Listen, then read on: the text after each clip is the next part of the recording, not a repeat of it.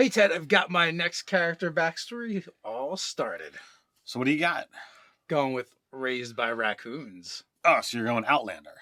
Nope, totally going urchin. How does that work? In this video, D&D Gnome Druid, it's an Adventures League legal character build. We're going to get into that.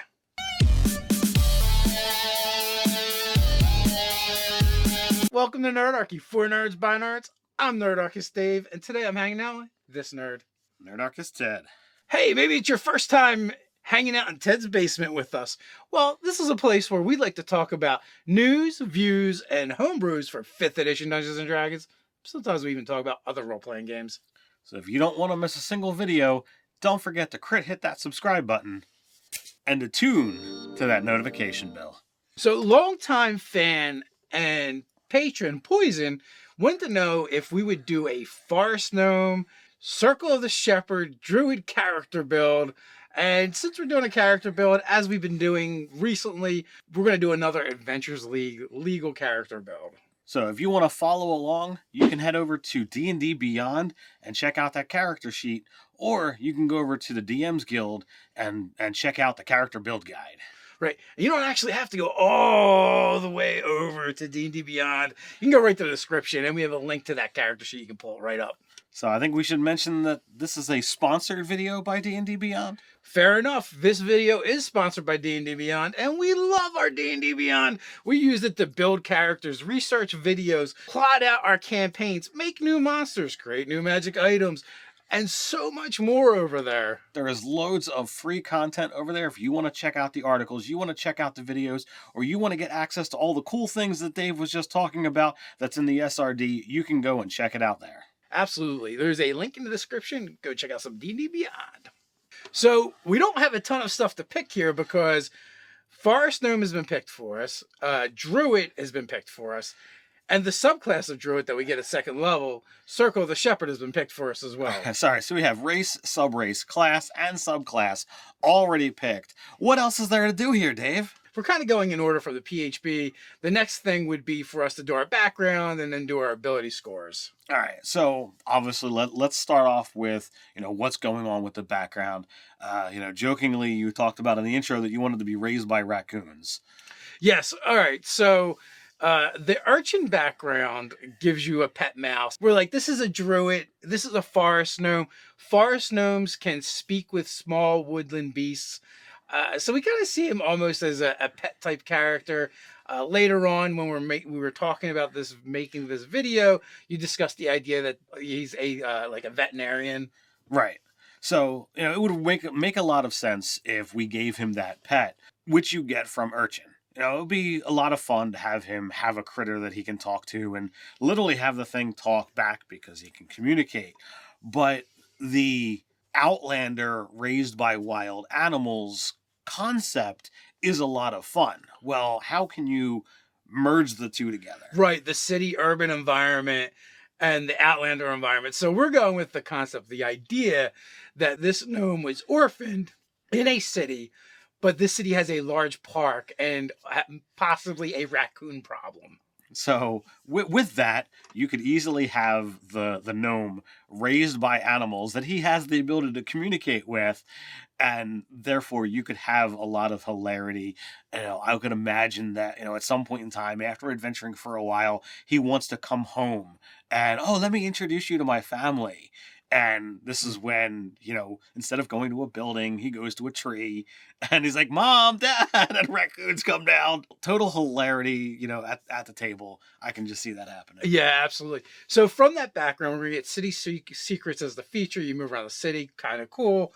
We're going to get stealth. We're going to get sleight of hand. We're going to get a couple tool proficiencies, I believe. Absolutely. You're going to get your thieves tools and you're going to get a disguise kit. Not sure how exactly you're going to have picked those up.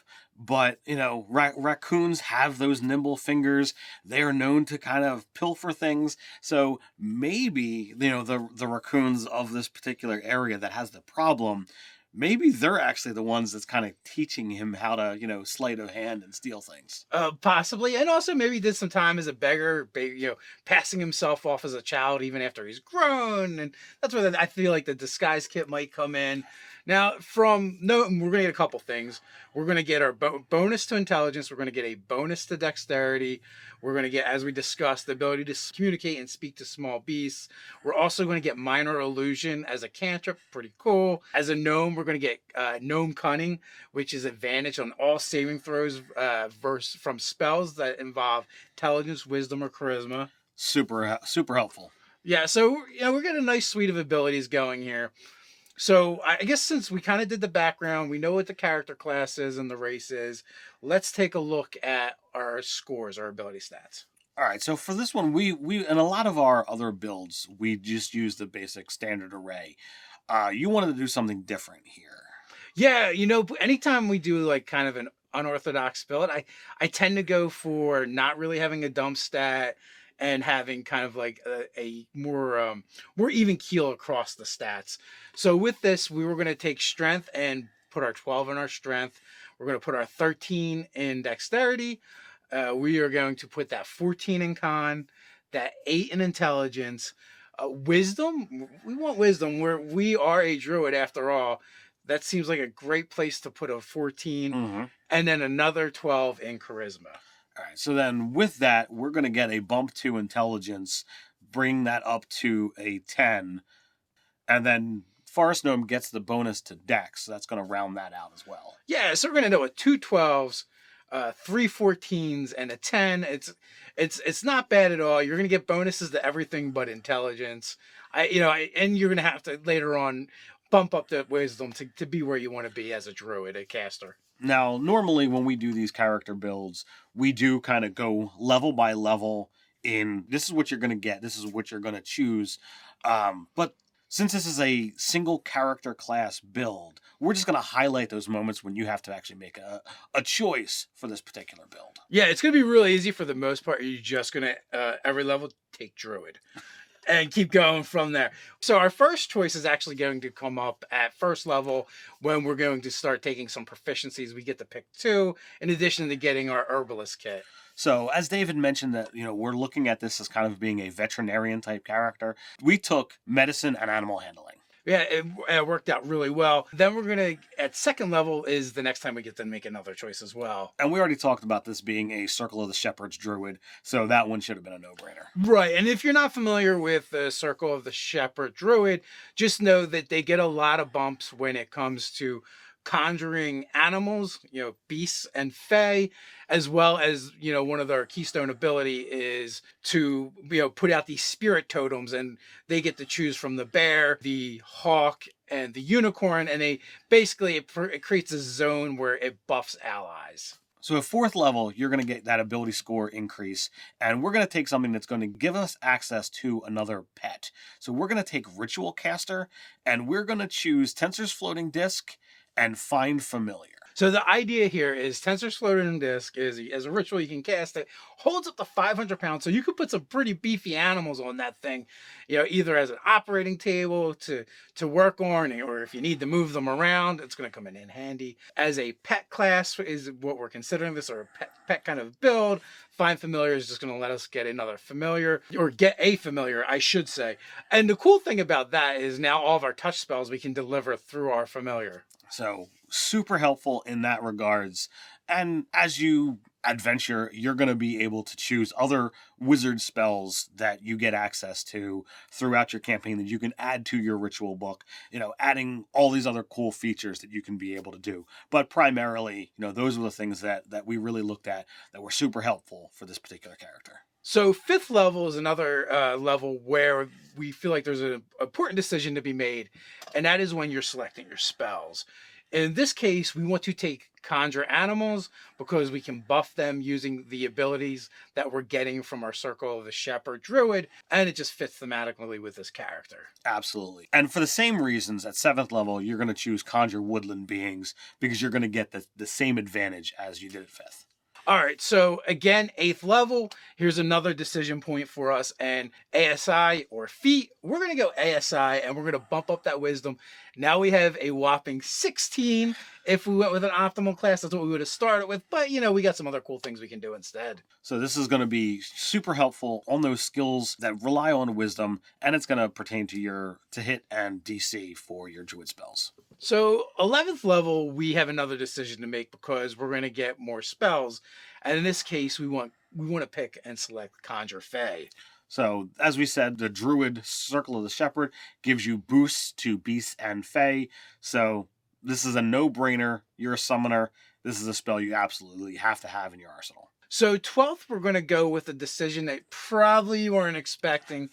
It would have been nice to have been able to do this one sooner, but we only get so many ASIs to pick from. We're not actually going to increase a stat. We're going to take a feat this time. So here we're going to choose Healer, and this is going to essentially double down on the theme of this being your veterinarian, your medic, what have you. And, once a rest, you can be able to give someone a 1d6 plus 4 using a healer's kit. Totally helpful. And this would allow that character to be able to go out into the wild and heal injured animals without any expenditure of their spell slots. So I feel this was a super thematic choice for this particular character. Now, when you're not working with animals but humanoids instead, maybe even in the heat of battle, your allies, your adventuring party, you can take an action. You can heal someone for that D6 plus 4 and still use your bonus action to healing word someone else in the party at a distance. It would be great for economy of actions because one is a spell, one isn't. So it's another way to get a little bit more juice out of it. Maybe you had an ally go down, so you want to get them up with healing word. And while you're at it, hey, why not slap a Band-Aid on the fighter? And this would work really well because you'd still be able to be dishing out damage via your summoned animals. Absolutely. With this, there's not a whole lot of choice left in here. We are going to get 2 more ability stat increases, and we are going to then push twice more on wisdom, so that you do finalize at 19th level, having that 20 wisdom, so you're not lacking too far behind in that regards. Not at all. I think this would be a fun build to play, simple, straight to the point compared to a lot of our other character builds where they're more complex. But this one is one that I would have a blast playing. You actually get a bunch of tool proficiencies, have a decent amount of proficiencies, and I think this character is going to have a lot of utility, and you're going to get a lot of mileage out of them. I 100% agree with you. So, in these videos, we also like to talk about, how to use this as an NPC. How does the game master use this character in a game? All right, so this one can work in several ways. One, you could use him as an urban druid, and he could be kind of the protector of creatures and critters that roam around the city. Maybe he's, staked out this particular park as his area, and while the adventurers have something going on, maybe they chase some villains through there. Maybe they're loitering there, or they couldn't afford an inn, so they're staying in there. And this could just be a colorful NPC that they encounter, especially if, say, his raccoon family happens to be trying to pilfer the adventurers for their supplies, and he has to show up to defend his family from the adventurers. So I like to have NPCs at the ready for whatever happens. And this guy totally fits a more neutral bent. You could have this one, as you said, a defender. And it doesn't matter whether you're talking about in an urban game or whether you're talking about totally in the wilds. You could have the NPC set and basically be in judge. He's got the ability to have a familiar. So the familiar's flying around looking to see what's going on. Oh, here's this group of adventurers. Let me see. What are they going to do? And, okay, are they being nice to the animals? Are they trudging through, the plants and whatnot? Or are they walking nicely on the path and not disturbing anything? So his actions could entirely rely on what the party is actually doing. So it could wind up being a combat encounter, or it could wind up being just a role-playing encounter. And that kind of situation where it literally stems into balance by the player's actions, those are the best kind of things, because it's like, look, you brought this on yourself. Yeah, absolutely. You know, he could just be observing, like you said. If the players are respectful to his forest and to the wilds, he lets them pass, and maybe they never even see him, or it could be a friendly role playing encounter. But if they're despoiling the forest, if they're starting forest fires, hacking down trees, things of that nature, he may begin summoning and sending his minions against the players. And also off camera, you had mentioned the idea of, what if he's sending not monsters but beasts at the players, but they're not from the area. It's a polar bear in the forest where it wouldn't normally be found, or other creatures. And it could also be a moment for, your more exploration heavy characters or nature skilled characters, rangers, for them to go, this doesn't seem right. Something's amiss here. Right. And that could be an added layer of mystery. That could be a lot of fun to really, pour into and see whether the characters pick up on it. Yeah, absolutely. And then from there, you can determine whether this is going to be a combat encounter or not. You could go with an evil druid as well, and that has embodied like the more wild and savage and primitive aspects of being a druid. So they might be very territorial and might try to just run the players off or destroy them for trespassing. So you could have a lot of fun. You could use this in a large variety of ways.